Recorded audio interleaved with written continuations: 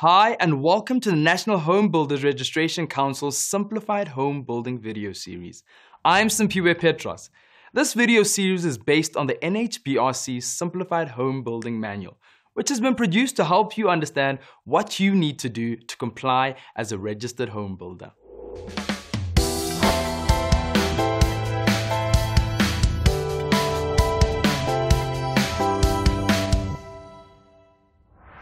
In episode 1 of this video series, we'll be covering the built environment, government departments and mandated bodies, legislation, statutory bodies, the NHBRC's role in the industry, and the different role players in a building project.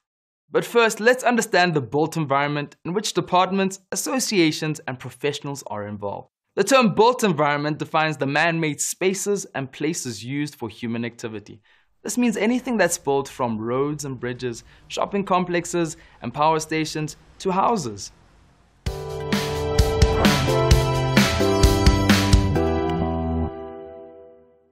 Housing is a national government priority, and there are departments and authorities that legislate regulations and help to ensure housing is provided and built to certain standards.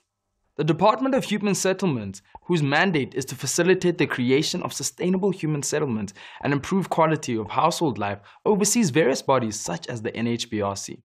The two bodies that fall under the Department of Trade and Industry, which focuses on creating a dynamic, industrial, globally competitive South African economy that is characterized by inclusive growth and development, decent employment and equity, of the South African Bureau of Standards and the National Regulator of Compulsory Specifications.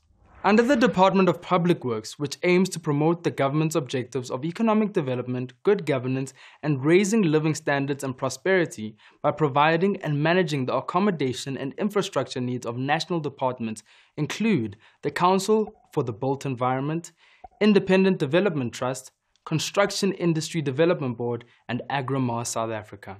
The Council for the Built Environment, whose mission is to implement projects and programs that address built environment issues and add value to built environment professions, government, and the general public, oversees many bodies including the South African Council for the Architectural Profession and Engineering Council of South Africa.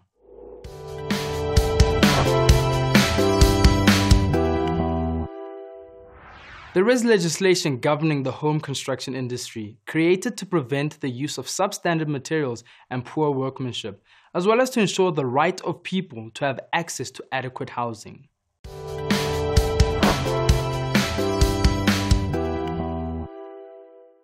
Regulations are the rules that need to be followed to carry out a piece of legislation. The NHBRC regulations were made in terms of the Housing Consumers Protection Measures Act. In terms of health and safety, the design and construction of a house needs to comply with the national building regulations, which are based on the framework set out in the Bill of Rights of the Constitution and the National Building Regulation and Building Standards Act. All of this is set out in South African National Standards 10400. This graphic shows you which parts of the relevant standards relate to which aspects of a home that is regulated by the NHBRC. The National Building Regulations look at 4 levels of performance, shown here.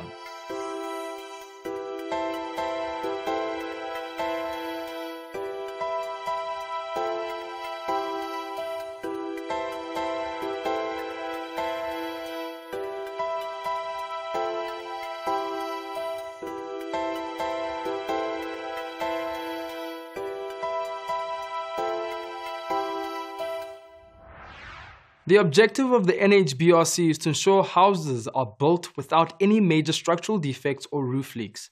We will go into this in more detail later in this video series. It is important to note that there are 2 basic construction methods outlined.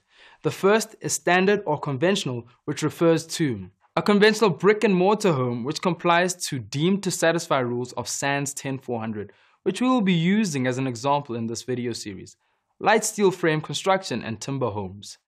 The other is non-standard construction methods which comply with performance-based requirements and refer to rational design, which means that if the deemed to satisfy design is not able to address what needs to be done on site, a competent person such as an architect or engineer needs to produce a rational design. And secondly, innovative building technologies, or IBTs, are buildings constructed using materials or construction methods not outlined in SANS 10400.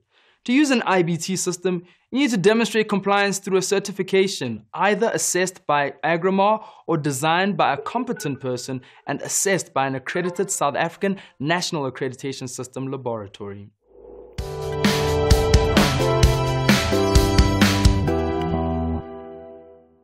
There are other statutory and regulatory bodies such as municipalities or local authorities which provide basic services like water, electricity, and refuse removal.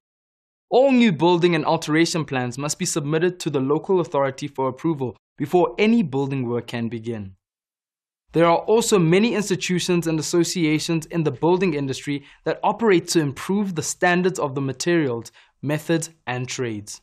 Examples include the Master Builders Association of South Africa and the Institute of Timber Construction South Africa. There are many more.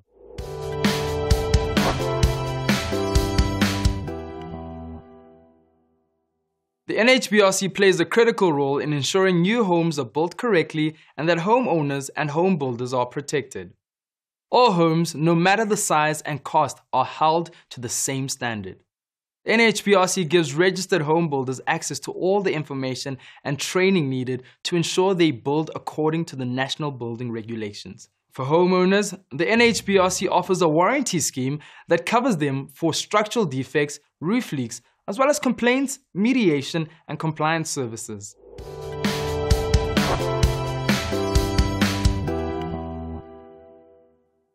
All home builders must register with the NHBRC. To register, you can get application forms from one of the regional NHBRC offices or download the form from the website. Applications will be assessed on your financial, technical, and managerial capability, which is now available online through the NHBRC's automated technical assessment system. Documents such as proof of residence, ID, and bank details will need to be provided along with registration. Registered home builders have an obligation to adhere to the Home Builders Code of Conduct, as well as the rules and procedures set out by the NHBRC to ensure compliance.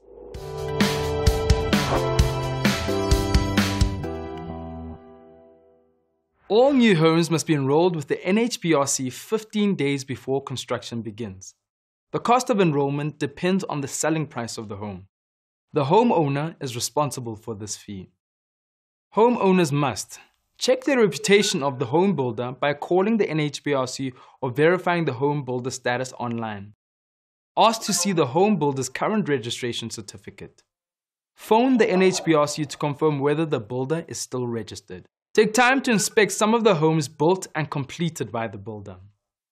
Talk to housing consumers who have made use of the home builder's services.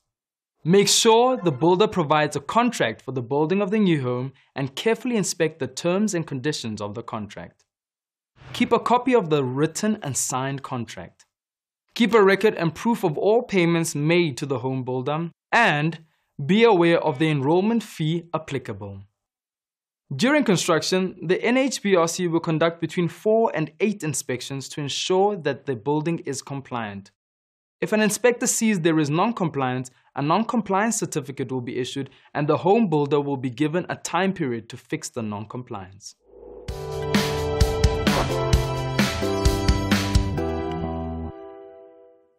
The NHBRC accepts 3 types of complaints that fit within the warranty scheme. Complaints are assessed and resolved either through mediation and conciliation or by the home builder rectifying the issue within the given time frame.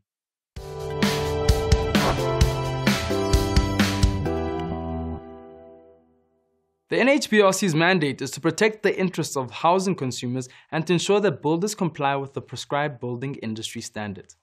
During building, the NHBRC will conduct a minimum of 4 inspections on a house to verify if the construction is done properly and deal with complaints of non-compliance during the construction process. After construction, a home will be covered by the 5-year NHBRC warranty scheme against major structural defects and roof leaks calculated from the day of occupation.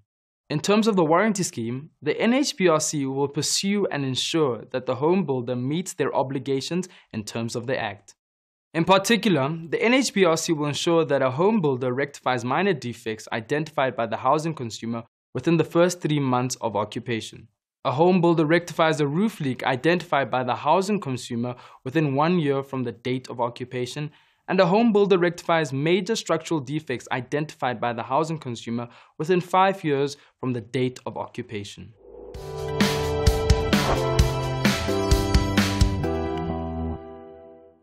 In any home building project, there are many people and organizations involved. It's not just the home builder and the homeowner. It's important to know who is involved and what role they play. We'll break it down into 4 phases. Preparation covers town planning, land surveying, and the local authority. When it comes to finance, there are very few people who can build a home without financial assistance, and that's where financial institutions come in. Planning is a vital part of the process, and there are a number of professionals such as the architect and the engineer who by law need to be involved. Then there is the local authority for plan approval and the municipality for connections as well as rates and taxes. During construction, the home builder is of course involved, as well as the NHBRC, building inspectors, and insurance companies. That concludes this episode. Thank you for watching. Remember, the NHBRC has published 3 different books to assist you in complying. The Home Building Manual, which has 2 sections, the manual and the guide. The SANS collection for home builders, which outlines all the building regulations you need to work with, and the Simplified Home Building Manual. These books are all available to NHBRC registered home builders, and it is recommended that you use these books as a reference on all your building projects. Until next time, goodbye.